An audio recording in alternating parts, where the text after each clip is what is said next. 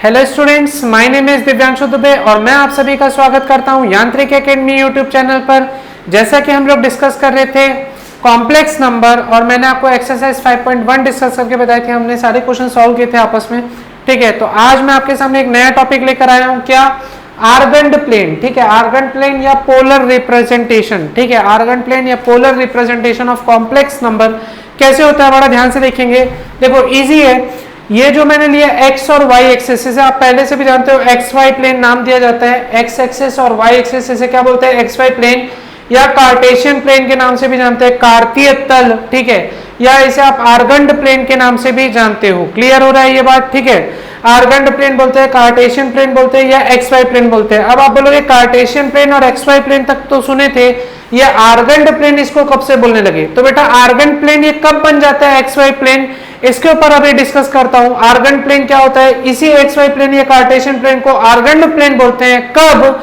जब आपका ये कॉम्प्लेक्स नंबर जो है उसका रियल पार्ट एक्स एक्सिस पर आ जाए और इसी कॉम्प्लेक्स का इमेजिनरी पार्ट वाई एक्सिस पर आ जाए। समझ में आ रही बात? देखो मैं एक्स एक्सिस को क्या लिख दिया हूं? रियल एक्सिस, क्योंकि मैं यहां पर कॉम्प्लेक्स नंबर के पूरे रियल पार्ट को रिप्रेजेंट करूंगा। और इस वाई एक्सिस पर इसको मैं क्या बोल रहा हूं? इमेजिनरी एक्सिस, क्योंकि इस वाई एक्सिस पर मैं कॉम्प्लेक्स नंबर के पूरे इमेजिनरी पार्ट को रिप्रेजेंट करूंगा। ठीक है, जैसे कि आप लोग जानते हो कॉम्प्लेक्स नंबर क्या होता है? ए प्लस आई बी, या अगर मैं इसे दूसरे फॉर्मेट में लिखूं तो मैं लिख सकता हूं x plus i y, where a या एक्स क्या होता है? Real part of complex number, या इसे अपन आर ई जेड भी लिखते हैं। R E for real part, z means that complex number. Clear है?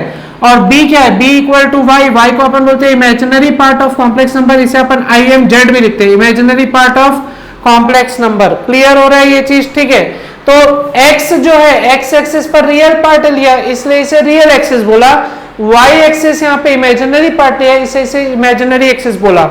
अब ये रियल एक्सिस और इमेजिनरी एक्सिस मिलकर क्या बनाते हैं? आर्गन्ड प्लेन बनाते हैं। समझ में आ रही बात? तो इसी एक्स वाई प्लेन या कार्टेशियन प्लेन को आर्गन्ड प्लेन कब बोलेंगे? जब एक्स एक्सिस और वाई एक्सिस रियल एक्सिस और इमेजिनरी एक्सिस बन जाएगा तब। क्लियर हो रही है ये बात? ठीक है, तो आर्गन्ड प्लेन क्या होता है? जब रियल एक्सिस और इमेजिनरी एक्सिस बनते हैं तब अपन बोलते हैं कि आर्गन्ड प्लेन बन गया ये एक्स वाई प्लेन। क्लियर हो रहा है ये चीज? ठीक है, अब ध्यान से देखो, मैंने यहाँ पर ये जो a प्लस आई बी लिया, सपोज करो a कहीं यहाँ पर आ रहा है, इसका ओरिजिन o से जिसके कोऑर्डिनेट क्या होते हैं 0,0, उसका इस a पॉइंट तक का दूरी कितना है? a, तो इसके कोऑर्डिनेट क्या हो जाएंगे? a,0, और ये y एक्सिस पर मैंने पॉइंट लिया b, ये ओरिजिन से b दूरी पर है तो इसके कोऑर्डिनेट क्या हो जाएंगे? 0,b। क्लियर है? तो ये जो पॉइंट होगा ये पॉइंट क्या कहलाएगा? z, मेरा कॉम्प्लेक्स नंबर जिसके कोऑर्डिनेट क्या होंगे? a, b। a क्या बता रहे? Real part of complex number, b क्या बता रहे? Imaginary part of complex number. अगर आप a प्लस आई बी के फॉर्मेट में लिख रहे हो तो a b, अगर आप x प्लस आई वाई के फॉर्मेट में लिख रहे हो तो इसी z के कॉम्प्लेक्स आ जाएंगे x, y।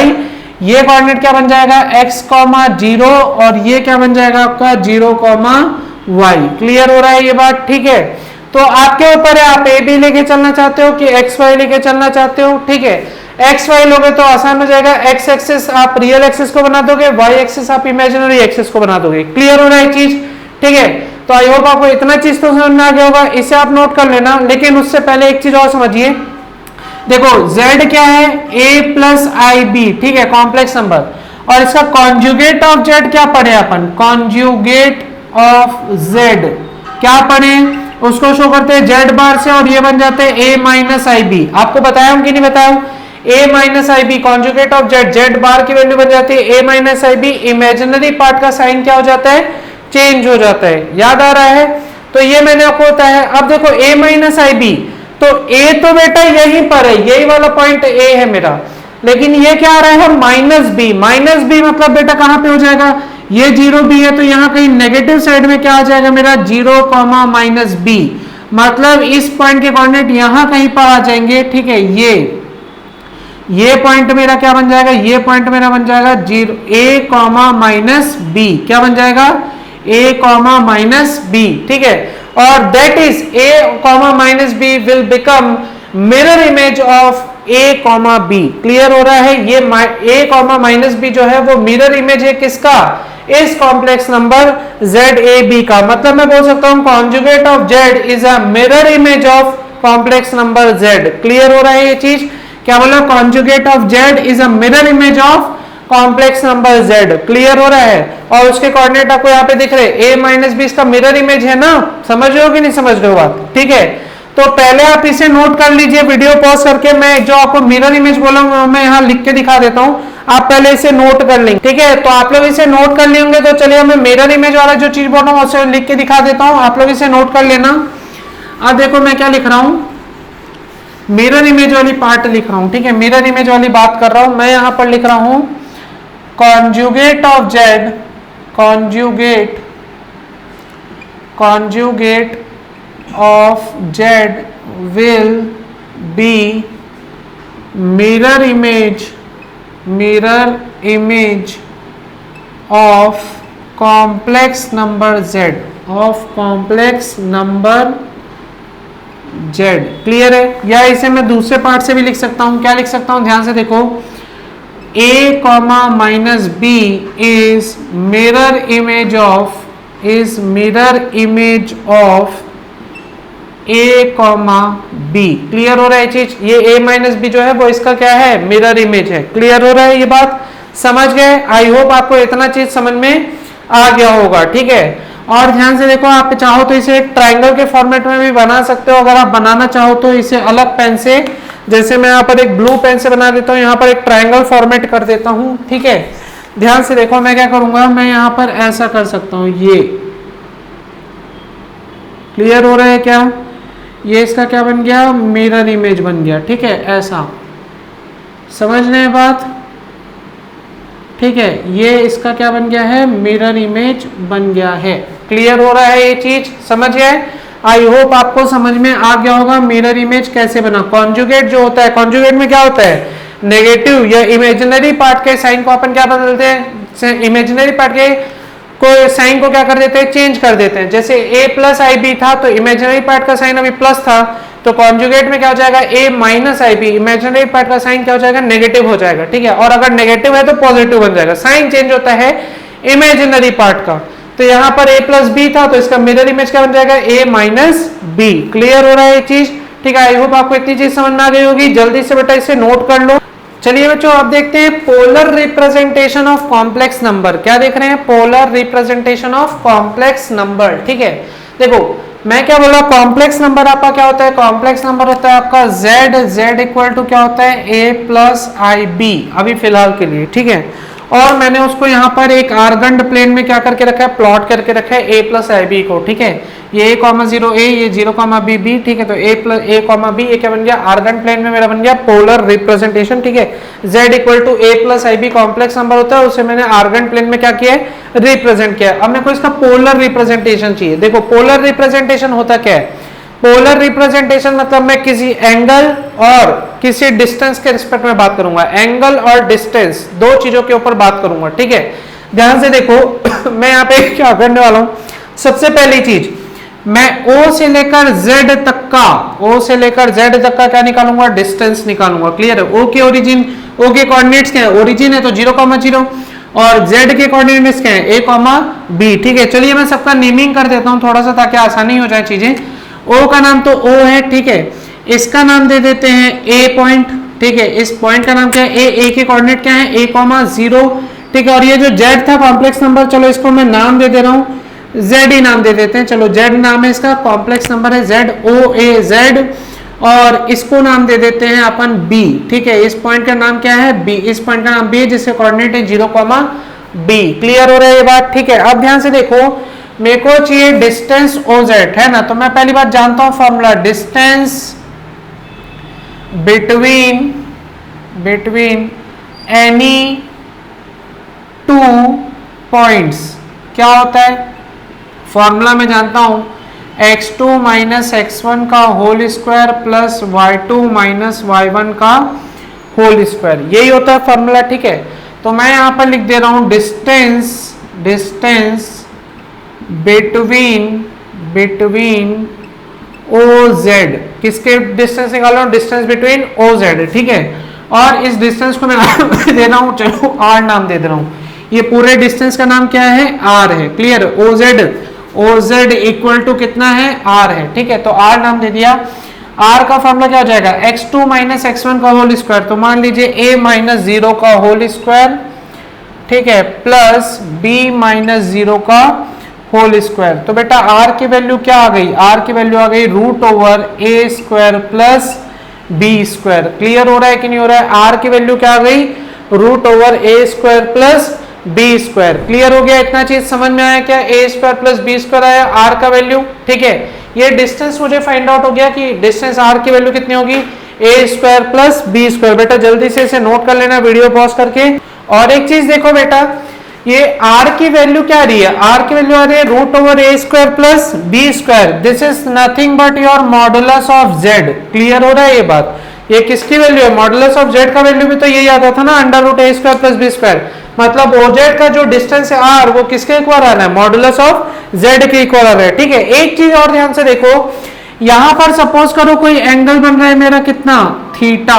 क्लियर है, यहां पर एंगल कितना बन रहा है, थीटा। किसका, इस OZ लाइन का positive direction of x axis के साथ एंगल कितना बन रहा है, थीटा बन रहा है। क्लियर है, तो अभी देखो इस थीटा का यूज भी करने वाला हूं। पोलर फॉर्म क्या होता है, polar form is nothing but, जैसे अभी अपन ए बी लिखे ना, तो पोलर फॉर्म में क्या हो जाएगा, मैं यहां पे लिख देता हूं, ये ए बी क्या है, आर्गेंड प्लेन में बात हो रही थी, है ना, कार्टेशियन फॉर्म है, ठीक है।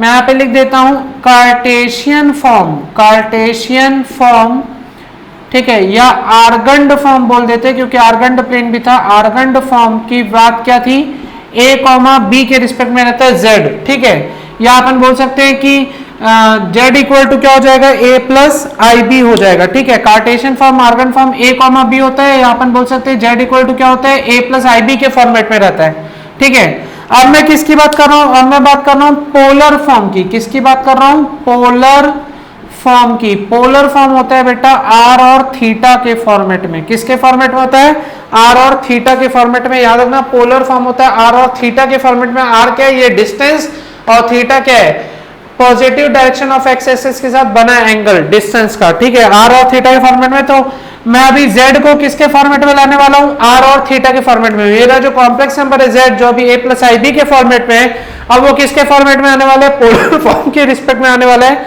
मतलब r और थीटा के रिस्पेक्ट में आने वाला है, ठीक है। उतना मैं बताऊंगा बेटा, उससे पहले आप इसे नोट करो जल्दी से, ठीक है बच्चों। तो आप लोग नोट कर लिए होगे, तो अब चलो मैं इसे मिटाता हूं सब। याद रखना पोलर फॉर्म मतलब r और थीटा के फॉर्मेट में मेरे को z equal to a plus i b को लाना है, ठीक है। a प्लस आई बी को किसके फॉर्मेट में लाने वाला हूँ, r और थीटा के फॉर्मेट में, ठीक है। और याद रखना r, ये जो डिस्टेंस आया OZ का, वो कितना होता है, मॉडुलस ऑफ z के इक्वल होता है under root a square plus b square, ठीक है। अब ध्यान से देखो बेटा मैं क्या करने वाला हूँ, बहुत आसान चीज करूंगा लेकिन ध्यान से समझना, ठीक है। मैंने सबको नेमिंग दे दिया है OAZB, ठीक है। चार चीजें मैंने बनाई है OAZB। आपको यहाँ पर एक ट्रायंगल नजर आ रहा होगा, ठीक है। ट्रायंगल नजर आ रहा है कि नहीं आ रहा है, चलो मैं आपको ट्रायंगल नजर करवाता हूँ। मैं यहाँ पे लिख रहा हूँ इन ट्रायंगल OAZ। कौन सा ट्रायंगल, OAZ। देखो ऐसा दिख रहा होगा आपको कुछ, OAZ, ये O है, ये A पॉइंट है, ये Z पॉइंट है, ये डिस्टेंस आपका A है, और बेटा ये डिस्टेंस AZ आपका B है। चेक करोगे अगर ध्यान से तो, ठीक है।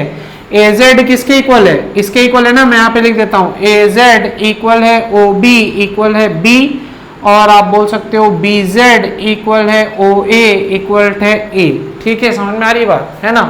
और बेटा ये डिस्टेंस OZ कितना है, OZ है आपका R। OZ कितना है, OZ है आपका R। क्लियर हो रहा है ये चीज। अब ध्यान से देखो, मैं यहाँ पे बोल रहा हूँ कि ये एंगल मेरा कितना बना हुआ है, ये एंगल बना हुआ है मेरा थीटा।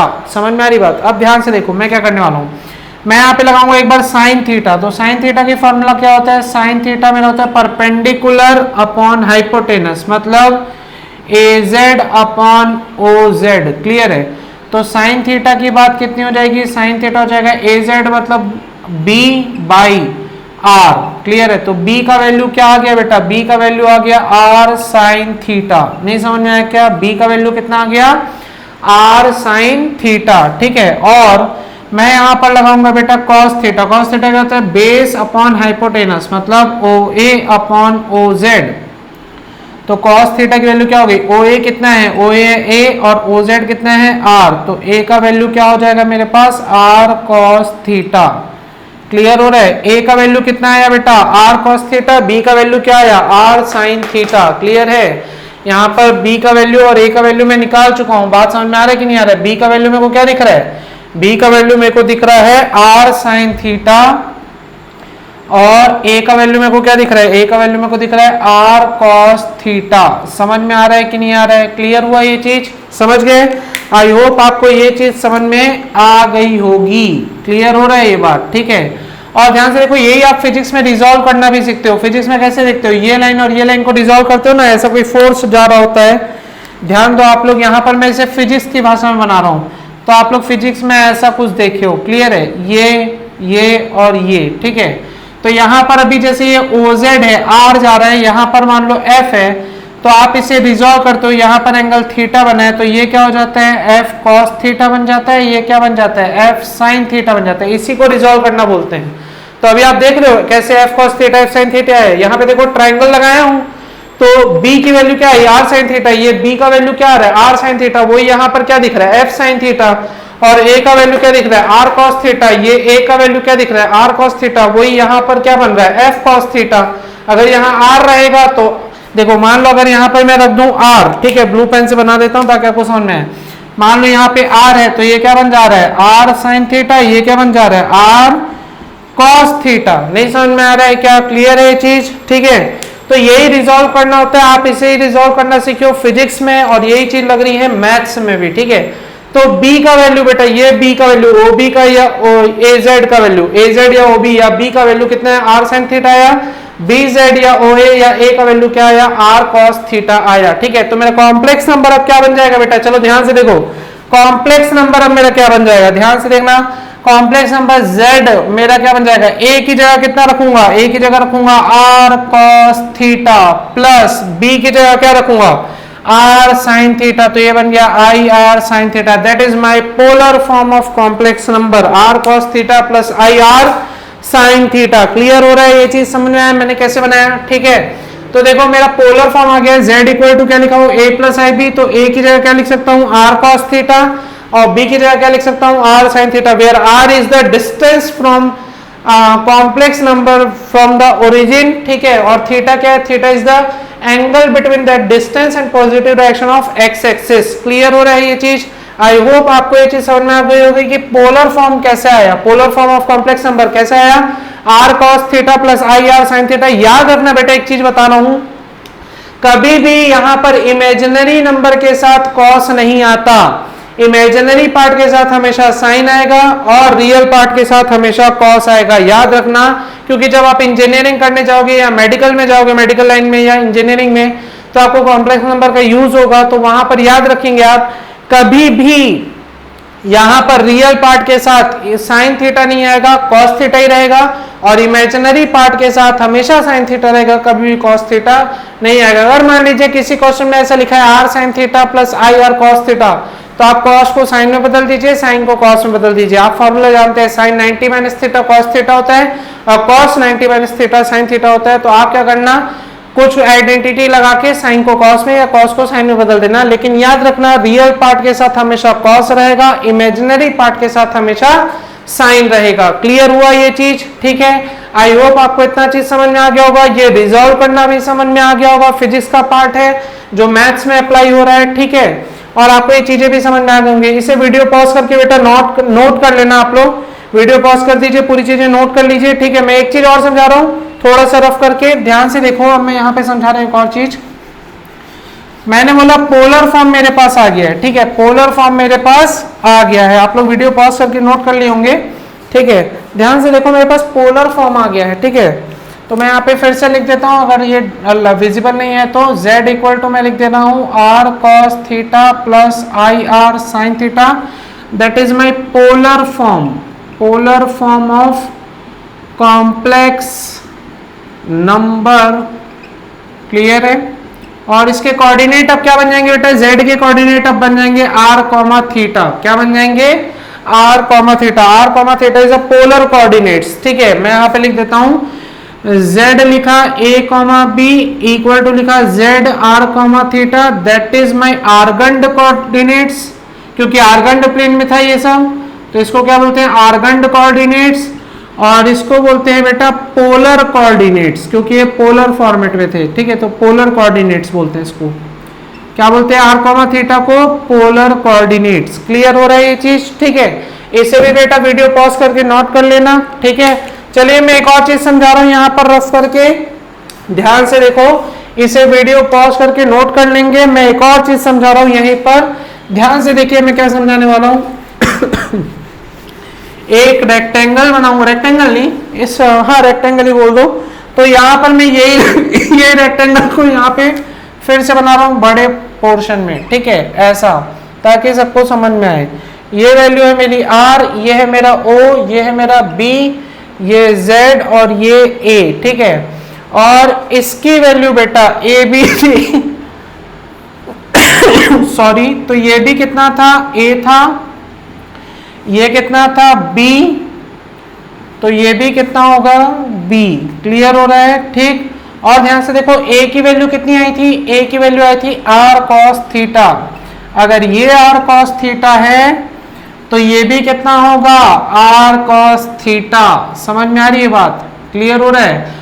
और ये b की जगह कितना था r sin थीटा। तो चलिए मैं इधर भी रफ कर देता हूं, आप लोग नोट तो कर ही लिए होंगे, इधर भी रफ कर देता हूं, ठीक है।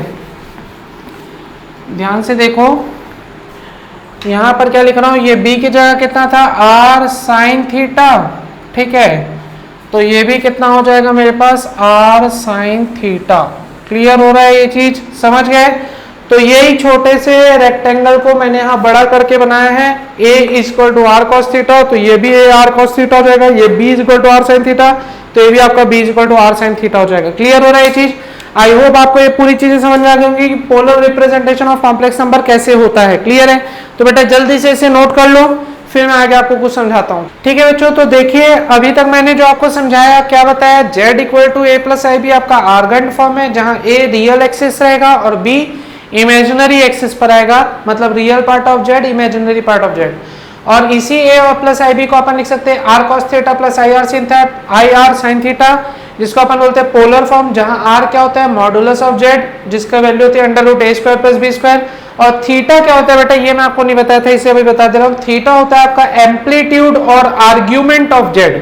थीटा क्या होता है, एम्पलीट्यूड और आर्ग्यूमेंट ऑफ z, या तो एम्पलीट्यूड ऑफ z बोल सकते हो या आर्ग्यूमेंट ऑफ z बोल सकते हो, ठीक है। और इसे शो करते हैं ए आर जी जेड, मतलब आर्ग्यूमेंट ऑफ z, ठीक है। ये थीटा का ही नाम है आर्ग्यूमेंट ऑफ z। थीटा दिख ही रहा है आपको, ये एंगल होता है ना। तो ये थीटा का नाम है, ये मैं आपको बताना भूल गया था, इसे देख लेंगे आप लोग, ठीक है। अब ध्यान से देखिए, for any complex number z there correspond only one value of theta in interval 0 to 2 pi. इसका मतलब क्या है इस लाइन का, ध्यान से समझो। यहां जो मैंने लिखा है r cos theta plus I R sin theta, यहां पर थीटा की वैल्यू अलग अलग नहीं होगी, ठीक है। यहां जो थीटा की वैल्यू आप पुट करोगे वही थीटा की वैल्यू आप यहां पे भी पुट करोगे, वही इस लाइन का मतलब है कि जब आपका एक इंटरवल पूरा होता है, मतलब 0 से 2 पाई, 0 से 2 पाई मतलब एक इंटरवल, 0 से 360 डिग्री जब एक रिवॉल्यूशन होता है, तो यहां पर जो r cos theta I R sin theta में थीटा की जो वैल्यू है, आर्ग्यूमेंट ऑफ z जो है, वो हमेशा कैसा रहेगा, सेम रहेगा। इस चीज का ध्यान में रखेंगे, ठीक है। थीटा जो 0 से 2 पाई में जाएगा उसकी वैल्यू ओनली वन वैल्यू होगी, कोई दो वैल्यू उसकी नहीं निकलेगी। ऐसा नहीं कि यहाँ पे थीटा 45 है तो यहाँ पे थीटा 60 हो जाएगा, ऐसा कभी नहीं होगा। यहाँ पे थीटा की वैल्यू सेम रहेगी, अगर यहाँ 45 है तो यहाँ भी 45, यहाँ 135 है तो यहाँ पे भी 135 होगी। समझ में आ रहा है बात, ठीक है। और एक एग्जांपल दिया हूं कि थीटा की वैल्यू माइनस पाई से अगर पाई के बीच में है, called principal argument of z, ठीक है। इसका भी दोनों को सॉल्व करके देख लीजिए, पाई माइनस पाई कितना हो जाता है, pi minus of minus pi, answer कितना आ जाएगा, पाई प्लस पाई मतलब 2 पाई ही बन जाएगा, ठीक है। तो एक राउंड जब कंप्लीट होता है, मतलब 2 पाई रिवॉल्यूशन जब होता है, तो उसको अपन बोलते हैं प्रिंसिपल आर्गुमेंट ऑफ z, ठीक है। वो प्रिंसिपल आर्गुमेंट कहलाता है किसी z का, ठीक है, किसी कॉम्प्लेक्स नंबर का। क्लियर है। तो आई होप आपको ये वीडियो पूरा समझ में आ गया होगा और आपको सारे कॉन्सेप्ट क्लियर हो गए होंगे। इसके ऊपर बेटा क्वेश्चंस बनाएंगे अपन नेक्स्ट वीडियो में। तब तक के लिए thank you so much. I hope आपको सारी चीजें क्लियर हो गई होंगी। अगर किसी भी टाइप का आपको डाउट होता है बेटा तो प्लीज कमेंट कीजिएगा, उसके ऊपर नए वीडियोस बना के हम आपके साथ शेयर जरूर करेंगे। Thank you so much. और वीडियोस को लाइक करते रहिए, शेयर करते रहिए, सब्सक्राइब करते रहिए। Thank you.